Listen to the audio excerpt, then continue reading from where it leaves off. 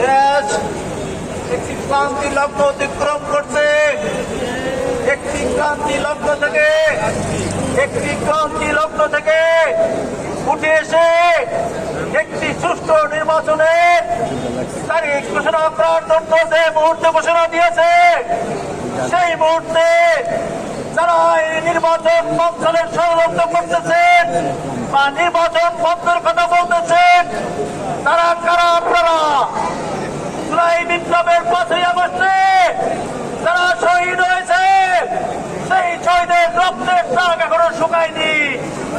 যারা আহত হয়েছে, তারা সুস্থতা লাভ করতে পারেনি।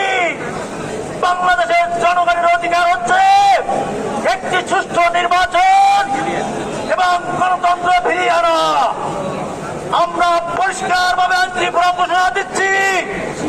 আমাদের জাতীয়তাবাদী আইনশৃঙ্খলা, আমাদের বিএনপি, আমাদের ভারপ্রাপ্ত চেয়ারম্যান মহোদয়ের নির্দেশিত হয়ে আমরা এদেশের জনগণের অধিকার রক্ষার জন্য যারা বিরোধিতা করবেন, যুদ্ধ করে তাদেরকে বাংলাদেশ থেকে বিতাড়িত করে ছাড়বো ইনশাআল্লাহ। এবং নির্বাচনের জন্য যারা বঞ্চনা করার চেষ্টা করবেন, তাদেরকেও শেখ হাসিনার মতন দেশ ছাড়া করে ছাড়বো ইনশাআল্লাহ। এবং জুলাই বিপ্লব নিয়ে, শহীদদের নিয়ে যারা কটাক্ষ করবেন, তাদেরকে আমরা ছেড়ে দেব না।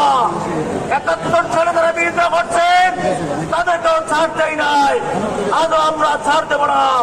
প্রতিবাদ নিশ্চিত করে ছাড়বো। আপনারা ভালো থাকবেন। সবাইকে ভালো থাকার জন্য দোয়া করছি। আল্লাহ হাফেজ।